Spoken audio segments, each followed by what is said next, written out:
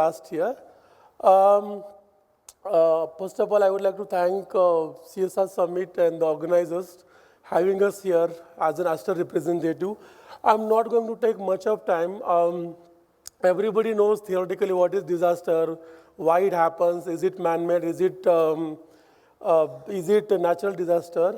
Aster is a brand which works for last 40 plus years into the medtech industry. I will again not get into theoretical things much because, as I said, we have been studying disaster for so many years, right from schooling to college, and then most of us are working in the industry. I'm sure many of the NGOs are working for disaster preparedness, rehab, and all of that. But just to get a context to it, in a 30-second, so disaster always is equal to hazard, and we need to map them well in advance because, as we know, as a human nature, we are a selfish people. We have taken a lot of resources from the natural ecosystem, and as a result, now we are paying the price. You must have heard about Amazon was on fire last year. A lot of natural disasters are happening. Why not? We had last year landslides happening, and few 100,000 people has died last year, and Aster was very, very crucial to support from the medical ecosystem there. We had launched some of the programs.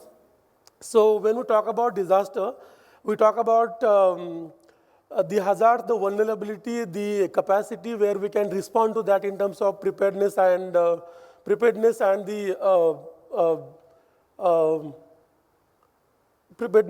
recovery part of it. So when we talk about preparedness, which is something we get into what we do before the disaster happens, where we talk about the risk assessment, planning, working with government ecosystem, the NGOs.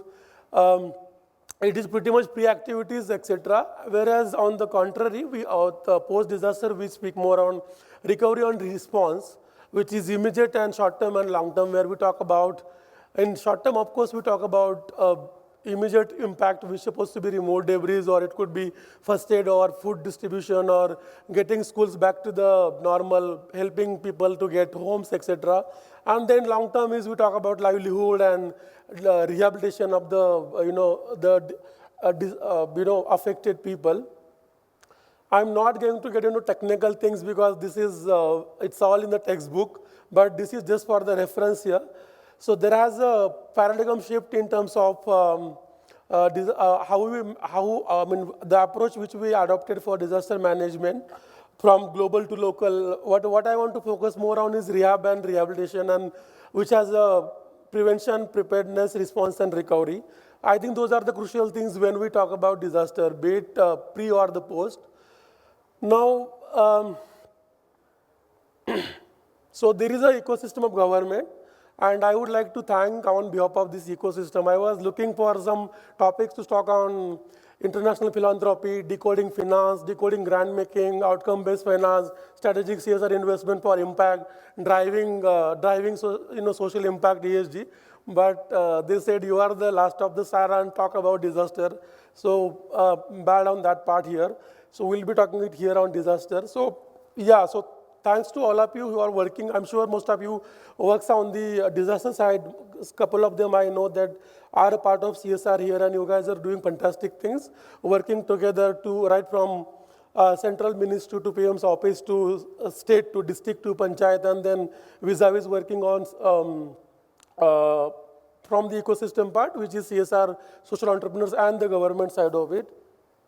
Why it is moving. So this is pretty much a list what we do probably during and post disasters as an rehab from the rehab perspective. I wanted to pause it here and talk about if you look at the CSR spend. So disaster comes out at the fourth quadrant, where around 40% has been spent on the disaster when it comes to government partnerships. Now, governments, any small ministry has more than 29,000 crore or whatever crore budget CSR has. That is the ministry budget. But why it is important to work as a CSR ecosystem is collaboration can bring diversity and direct impact as far as the rehab is concerned. When we talk about implementation frameworks or on key priority areas of CSR, this is already in public domain. This is the data I have taken from a very recent study done by one of the consulting firm.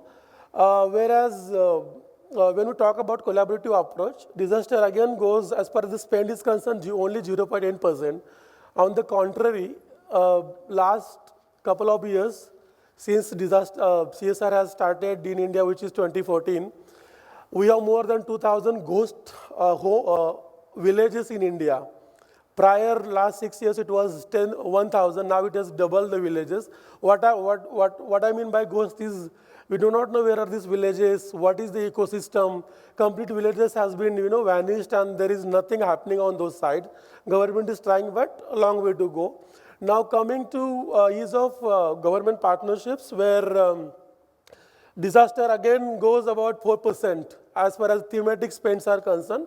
As usual, education tops, the livelihood tops, the environment and climate change is also on third, rank 3 as far as the CSR spends last 5 trends are concerned. But however, I feel that we need to spend more from the strategic perspective. We need to allocate more CSR money as far as the prevention is concerned, strategies are concerned, getting prepared for any disaster is concerned, making now we talk about educational policies, NEP. I think it took 70 years to get into that NEP part, and then we are executing that NEP now. That's quite complicated topic. I don't want to get into that, but there now we're talking about experiential learning, and we should teach children how to respond to some accident, how to respond if some children is crossing a river, some flood is coming, how they can stop, or all those basic things as a part of experiential learning. I think that should be part of the, it should have been part of experiential learning or NEP quite some time back, and with blended learning and all, but it's good that NEP is coming to thing, and hopefully we should have a better picture. So if you look at disaster spend, this was the data of last year, where we talk about 29,000 crore. It's a huge industry in last 10 years. When we talk about, if you club the PM Care, which is about 815.5 crore, and then there is another angle to it, which is clubbed under conservation resources and environment, which is 2,000, almost like 3,000 crore is where it's gone. So I strongly believe that disaster preparedness money has to be, increased. And that's what sector stance talks about. Strategist talks about that we should allocate more money in terms of building capacities of the ecosystem, which is government, the community, the schools, so that we are well prepared. Something unforeseen happens, we're well prepared to face it and then bounce back, in much better way. As we know, Maharashtra was top in terms of either overall CSR spend vis-a-vis also disaster. We've seen a lot of disasters in that region. Then second is your Gujarat, UP, the central part of it, and then south, of course, Rajasthan, Karnataka, Tamil Nadu, all, which account to 76%. And very hardly like 5% has gone to 5% has gone to south, Assam and those areas. Yes, so that's what is happening. So what I strongly believe, being in CSR for last 14 long years, much before into CSR law came into picture, worked with more than few hundred companies and more than 2,000 NGOs, and spent about 400 crores of money across 11 countries globally and across 17 SDGs. I believe that we need to, now decade was pretty much about learning, doing mistakes, reporting, compliance. Now, and I'm optimistic, being one of the top CSR of India and representing Aster here. I strongly believe that we need to spend more on strategic front rather than, as far as CSR is concerned, than isolations, one of its kind. Chairman want to spend on education, so we want to spend. I'm just referring one company. Company B may want to spend on, let's say, livelihood. That is good, but is it something aligning with my strategic or core business offering? I think that is something is going to be taken up to the next level as far as the next decade, which is 2034 is concerned. And as an expert, I understand is that the industry is going to become almost 90,000 crore by 2034. So huge money is going to come to the CSR. So hope that some strategic collaborations happens and together we have the collective actions to face those disasters, probably prevent it in terms of prevention versus the risk assessment. And when we understand our risk well, I think we can face it well and then bounce back well perhaps. We are well prepared for all the three quadrants of life cycle of disaster. Now, this is the last slide. Aster has been very, very pro and pretty much on the first on the planet to contribute. As far as disaster priorities are concerned, we work in four thematics. The 70% of resources goes for healthcare because we are a medtech industry. We spend money on health on well, telemedicine, treatment programs, skilling in GD, etc. But we also spend a lot of things on 2016 was the highest landslide and disaster happened in Kerala. So we have promised government of Kerala that we will build 200 houses, and we overachieved the promise by building and gifting another 55 houses to the poor people whose shelter was permanently displaced by the natural calamities, I can say. And we not only worked on the gifting them houses, but ensure that there is ecosystem created for the school is there, the education is there, the skilling ecosystem has been prepared, entrepreneurship has been created, roads have been developed, electricity has been given. So entire ecosystem has built in those villages there. We also look at when there is displacement happens, we also look at the different labels, livelihood and all those things. We provide them seed capital so that they can set up their own enterprises, be it small kirana stall or tea stall or wherever their IQ and EQ works. We try to help these guys with mentorship and seed capital, etc. And we are very much strategic in terms of CSR giving is concerned. Recently, very unfortunately, we had this disaster was happened in Wayanad. Landslide suddenly happened and people knew that it is happening because, of course, when you build the ecosystem, you extract so much from the nature, things are coming back. It's as simple as that. So are we really prepared for it? The answer is no. So, and it is going to take another 100 years to settle that and balance the equation between ecosystem which was there 100 years back and then what we see now. We will take another 100 years to build that back.